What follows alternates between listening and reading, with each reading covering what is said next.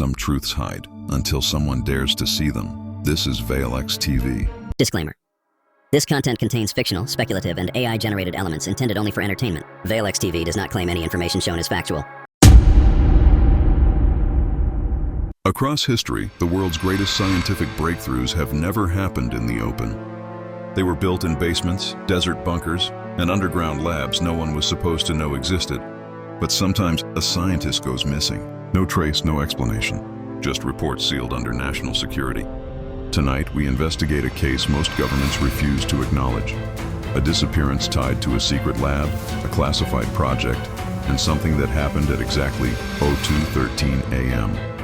This is the Midnight Lab incident, and the scientist who vanished after unlocking something he never should have discovered.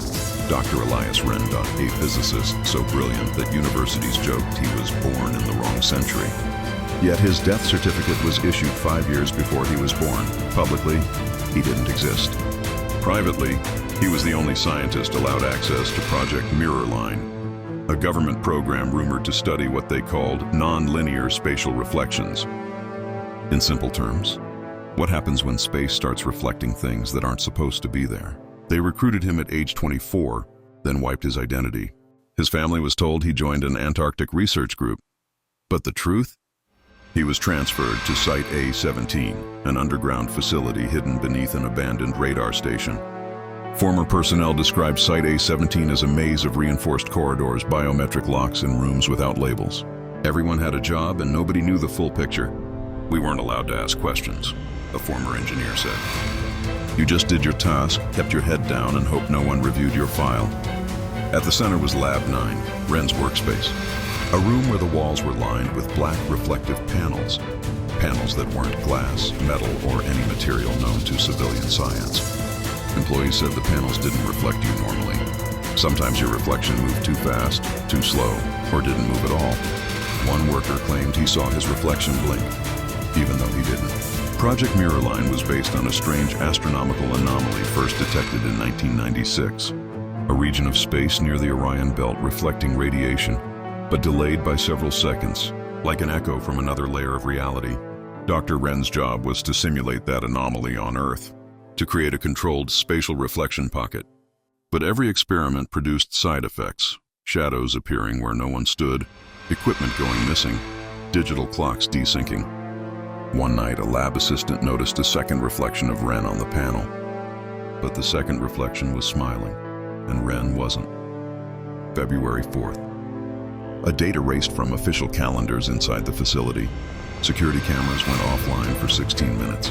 But recovered clips, leaked by an unknown whistleblower, show Dr. Wren standing in front of the panels, adjusting equipment. At 2:13 a.m., the panels ignited with a harsh silver-blue light. Something stepped forward inside the reflection. Something shaped like a human silhouette, but moving with impossible precision. Wren whispered, "It's not a reflection. It's a response." The cameras cut. When they came back, Wren was gone. No blood, no struggle. Only his badge lying on the floor, bent as if crushed by something far stronger than a human hand. Minutes later, emergency lockdown activated. Project Mirrorline was terminated. Lab 9 was welded shut. Official report: personnel relocation due to structural failure. But the employees called it what it was: the Midnight Lab incident. After Dr. Wren vanished, a hazmat team entered Lab 9. What they found made several members quit within 48 hours. The reflective panels were warm like something living had breathed on them. And in the center of the room was a perfectly circular burn mark, not caused by heat, but by absence. Like something had erased that part of the floor. One investigator described it as a hole in reality that someone tried patching with duct tape. They also found Wren's notebook. Half the pages were missing, and the rest were covered in frantic handwriting. It's not a mirror, it's a membrane. We're the reflection. Whatever is on the other side learned how to copy us. And on the very last page, if it crosses through, it won't need me anymore. Whistleblowers later revealed that Project Mirrorline wasn't about cosmic anomalies. It was about communication. Wren believed the reflective anomaly wasn't natural. It was intentional. Like someone, or something, was signaling from another layer of reality. During Experiment 14, scientists observed something horrific. A silhouette in the reflection matching Wren's height, posture, and movements. except for one detail. It was always watching him, even when his back was turned. Lab reports described it as a reflection attempting independent behavior, non-synchronous mimicry, possible intelligence. Then the behavior escalated. In later experiments, the reflection began preempting Wren's movements, first by milliseconds, then by seconds, then by entire actions. Wren would reach for a pen, and the reflection picked it up before he could. He recorded a final audio log. It's learning me. Not copying, replacing. 3 days after the incident, Site A17 went into full erasure protocol. All security footage was destroyed. Lab 9's entrance was sealed with reinforced steel. Personnel were relocated, interrogated, and forced to sign lifetime non-disclosure agreements. A memo leaked by an anonymous agent contained one chilling line: containment status, one subject unaccounted for. That subject, not Wren, the entity. A military document referenced only as File A17 Echo said, subject may have crossed membrane. Recommend civilian monitoring. If encountered, do not engage. No follow-up reports were ever released. Here's where the story takes a darker turn. Witnesses across 3 states reported seeing a man matching Wren's description. Same height, same build, same features, but with disturbing inconsistencies.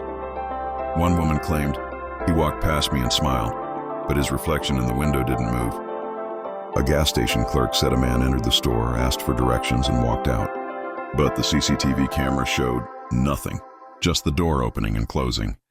Another witness, a former Site A17 contractor, reported seeing him near an abandoned railway bridge.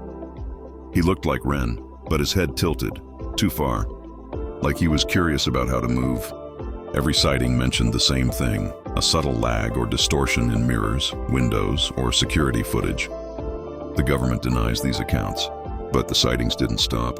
1 month after Wren's disappearance, something impossible happened. A security breach inside a facility that no longer existed. Lab 9 had been sealed, welded, and buried in epoxy. No one could enter it without cutting through 8 layers of reinforced material. But at 02:14 a.m., motion sensors triggered. A figure entered the closed-off wing. The only recovered footage, corrupted, glitch-filled, missing half its frames, shows a shape moving past the camera. It looked like Wren, but the footage lagged, his body stuttering in and out of existence like a bad video render. That figure walked straight to a vault containing the original mirror line calculations. The vault had biometric locks requiring Wren's fingerprint.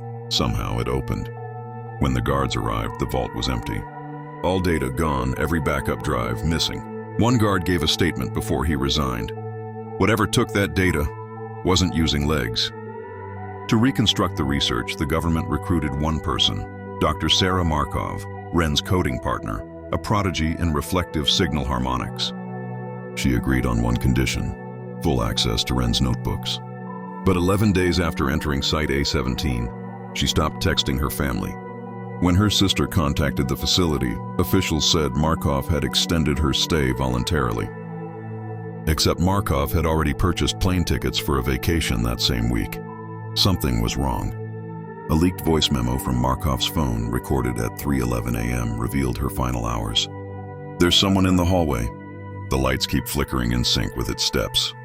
If this is you, Wren, please answer me. But it's not me in the reflection. The next morning, her room was empty. No signs of struggle, no signs of exit. Security logs showed her badge scanning into Lab 9 at 03:17 a.m. But Lab 9 had been sealed shut.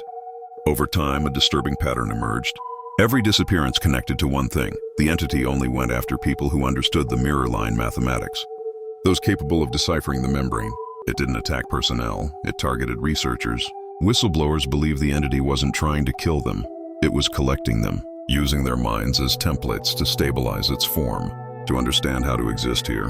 One leaked internal note labeled Signal Prime states, entity seeks harmonization. Requires full pattern set. Phase completion, 78%.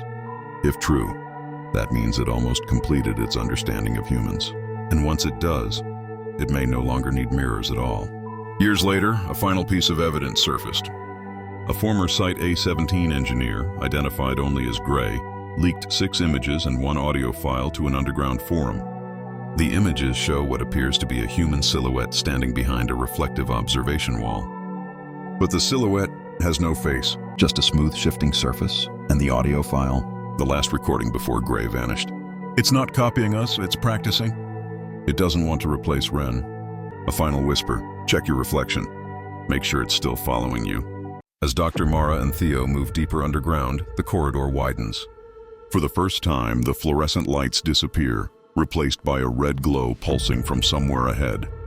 A metallic humming drifts through the passage. Alive.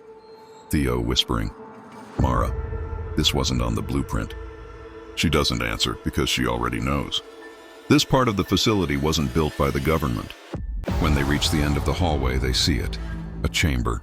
Symbols etched deep into the surface. Symbols that twist when you stare too long. And in the center, a chair that is not a chair. A structure made of bending, braiding, shifting black material, like metal that remembers its shape.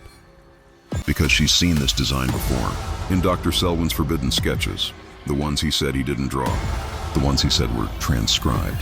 Theo finds a small handheld recorder on the floor beside the chamber. Selwyn recording. If you're hearing this, leave. We built the machine around something we didn't understand. It showed us things. A long exhale. It's a receiver. Static again. A scraping sound. A whisper behind the mic. Unknown voice. Quiet. Layered. Looking. Then the recording cuts instantly. Because that whisper, they both heard something just like it before. During the night of the incident, inside the chamber, the red glow reacts to their presence. Every time they move, the light bends away from their shadows, as if refusing to touch the darkness. Theo shivers. Theo, it's like it's avoiding us. If the chamber glows, do not allow your shadow to touch the core. The core will notice you. She backs away quickly. Theo follows, but not before the red light flickers, almost like it tries to reach him. Like a heartbeat, and the hum rises. Behind the chamber is a massive vault-like door with a triangular lock. It has 3 layers of security: retinal scanner, physical key slot, pattern-based energy input. The scientists didn't just build this. They were trapping something behind it. On the door is a phrase carved in shaky handwriting: if it wakes, we follow. Theo steps back immediately. Theo, no. Mara studies the lock, because something feels off. Only the first lock has been used, the other 2 untouched. This means something worse. The door was closed from the inside. In the corner of the red room sits a half-connected monitor. Theo wipes dust from the screen. Timestamp 12:04 a.m., the night of the incident. Dr. Selwyn and 3 other scientists run into this same chamber, locking the door behind them. Alarm lights flash. Metal screams as something pounds on the outer walls. Selwyn faces the camera and shouts, Dr. Selwyn. It's moving between shadows. Turn off the video distorts violently. The lights flicker, and something tall, thin, and impossible appears behind them. Its limbs bend the wrong way. Its face is nothing but shifting empty space, like a void trying to remember what a face looks like. The scientists scream. The chamber floods with red light. The creature steps forward. The footage ends. But as they turn back toward the hallway, they hear footsteps. Slow measured. Wet. Theo, whispering, Mara, tell me that's a pipe leaking. It isn't, because the footsteps match the rhythm of the hum. Pulse. Mara realizes something horrific. The hum isn't machinery. It's breathing. They retreat, quickly, but the hallway behind them suddenly stretches. The perspective bends. Depth collapses, then expands. Theo panics. It's changing the space. Mara pulls him forward. The hum intensifies. The lights become unstable. Shadows lengthen across the walls, crawling like vines, as if it already knows they can't escape. Midway down the warped hall, they see a door. Theo points. That wasn't here before. Inside is a small room, untouched, frozen in time. A hiding spot. They slip inside and close the door. Then 3 slow taps on the door. Mara notices something odd on the whiteboard. Underneath equations and scribbles, someone wrote, Shadows are doors. Do not let it see your face. A small sketch of a figure is next to the text, only shifting lines. Mara remembers the recording. Selwyn's voice. It showed us things. She suddenly realizes they didn't just vanish. Rewritten, and whatever is outside the door might be one of them. He turns on his phone screen to check the time. The tiny glow hits the metal table and creates a shadow. A long one. The hum outside the door spikes. Something scratches the floor. It saw the shadow. It knows exactly where they are. The doorknob begins to twist slowly. Don't look at it. Theo. What if it's Selwyn? Mara. That's not Selwyn. The knob unlocks, the door cracks open. A thin black limb pushes its way through. A tall, distorted silhouette steps into the break room. Its limbs scrape against the ceiling. Its head tilts unnaturally, like it's listening to thoughts instead of sound. The creature twists its featureless face toward them. A ripple moves across its skin, like dozens of faces trying to break through but failing. Mara whispers, "Don't look at its face." Theo trembles. "It doesn't even have a face." Mara, "That's the point. It uses yours." Mara remembers the whiteboard message. Shadows are doors. She turns off Theo's phone light and pulls him toward the darkest corner of the room. The creature halts, its body unstitches into thin tendrils, searching for shadows. Because in total darkness, there is no door for it to use. Mara realizes then, the scientists didn't vanish into thin air. They vanished into shadow. The creature leaves. But they're trapped, deeper inside the facility than ever. Theo's voice cracks. "We can't navigate this. It keeps changing." Mara's eyes dart around. "There's only one thing in this entire place that can manipulate space. The chamber. If it's a receiver, like Selwyn said, maybe it can show them the path out. Or maybe it shows them what's waiting. Both possibilities risk death, but staying is worse." The red light flickers violently when they re-enter. Theo. "Mara, no. Selwyn said." Mara. "He said it showed them things." "Maybe it can show us a way out." Theo grabs her arm. Theo. "Or it shows us whatever took them." Mara. "It already knows we're here, Theo." She sits, the chair tightens around her. The chamber vibrates. A harsh, static frequency fills the air. Theo covers his ears. Mara stiffens. Her eyes roll back. And suddenly her mind is elsewhere. She is standing in a massive void. In front of her are silhouettes of the scientists. But he doesn't move like a human. He glides. His voice is layered, dozens of tones overlapping. "Selwyn, you followed us into the dark. Now you see what we saw." Mara tries to speak. "How do we escape?" Selwyn's distorted head tilts. "Selwyn, you don't escape a door if you opened it." Behind him, a massive shape awakens. The void trembles. A colossal entity, faceless but infinite, rises like a shadow given form. Selwyn reaches toward her. "Selwyn, the only way out is to close what we opened." Mara gasps. "How?" Selwyn lifts a shaking hand and points downward. She stands, dizzy. "Mara, we can't escape. Not unless we close the sub-level." Theo pales. "Theo, the sub-level with the vault door? The one sealed from the inside?" Mara nods. There's no other choice. They return to the vault door. The humming is louder. The floor vibrates like something is crawling beneath it. Theo stumbles. "Theo, whatever's behind that door, it's awake." Mara places her hand on the triangular lock. The chamber showed her the pattern. She inputs the energy sequence manually, each symbol burning into the console. The door unlocks, one final hiss escapes. Then the vault opens. The room is enormous, cylindrical. Metallic walls spiraled with moving shadows. In the center, a black mass, floating, rotating, like a hole in reality. Distorted silhouettes circle it slowly. The missing scientists. Trapped, stretched, echoing, Theo whispers, "Oh my God." Mara walks forward. Selwyn's silhouette separates from the mass. Selwyn echoing, "You must seal it." Mara's voice cracks. "How?" Selwyn's form shatters into strands of shadow, revealing the answer written beneath, "Use light." Theo realizes instantly. The facility backup generator, the emergency floodlights. Mara grabs her walkie. "Mara, if we power the flood array, we can collapse the shadow core." Theo hesitates. "EAO. Floodlights will fill this room." "If the shadows vanish?" Mara nods. The scientists vanish too. A beat. Theo looks at the mass, at the distorted faces silently begging. "Theo, they're already gone." He pulls the breaker lever. The floodlights detonate into the room, a blinding white explosion of photons. The shadow mass screams, a sound like metal being torn in half. Silhouettes dissolve instantly. The entire room folds inward.